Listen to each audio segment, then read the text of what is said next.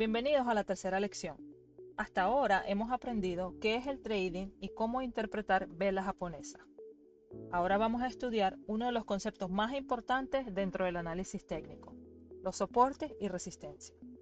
Estas zonas nos ayudan a identificar áreas donde el precio suele reaccionar y donde muchas veces comienzan a aparecer oportunidades dentro del mercado. Comencemos por el soporte.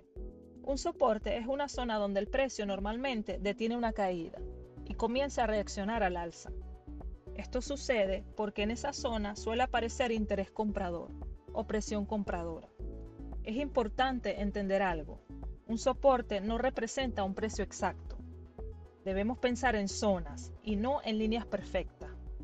Por eso muchas veces veremos pequeños rebotes cuando el precio vuelve a esas zonas. Ahora veamos la resistencia. Una resistencia funciona de manera opuesta al soporte.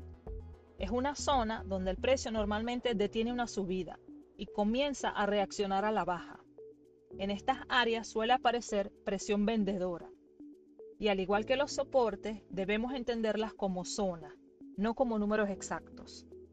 Los soportes y las resistencias son áreas donde el mercado ha reaccionado anteriormente. ¿Cómo identificamos soportes y resistencia? La forma más sencilla consiste en observar dónde el precio ya reaccionó varias veces. Busca zonas donde el mercado haya rebotado repetidamente.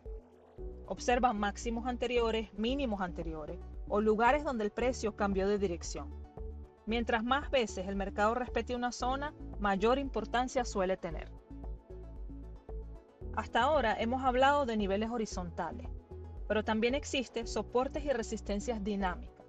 Estos niveles se mueven junto con el mercado. Un ejemplo común son las medias móviles, como la EMA de 20, EMA 55 o EMA 200. Muchos traders utilizan estas herramientas para identificar zonas dinámicas donde el precio podría reaccionar. Por eso debemos recordar que no todos los niveles importantes son horizontales.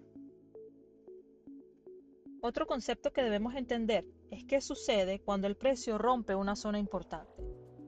Cuando el precio atraviesa un soporte o una resistencia, decimos que ocurrió una ruptura. Sin embargo, muchas veces el precio vuelve a esa misma zona antes de continuar el movimiento. A eso le llamamos retesteo. Pero aquí existe algo aún más importante. En el mercado, las zonas pueden cambiar su función. Por ejemplo, una resistencia puede convertirse en soporte después de una ruptura alcista. Y un soporte puede convertirse en resistencia después de una ruptura bajista. Por eso, muchos traders esperan el retesteo, porque ayuda a confirmar que esa ruptura realmente fue válida antes de continuar el movimiento. Existen varios errores que debemos evitar. Uno de los más comunes es llenar el gráfico con demasiadas líneas. Otro error es pensar que soporte o resistencia significa que el precio obligatoriamente va a reaccionar. También es un error operar solamente porque el precio llegó a una zona sin esperar confirmación adicional. Y nunca debemos ignorar la tendencia general del mercado.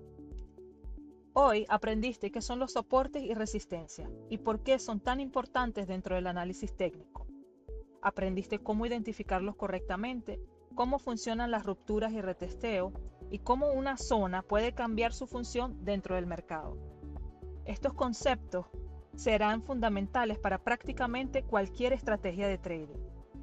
En la próxima lección aprenderás a identificar tendencias. Nos vemos en el próximo video.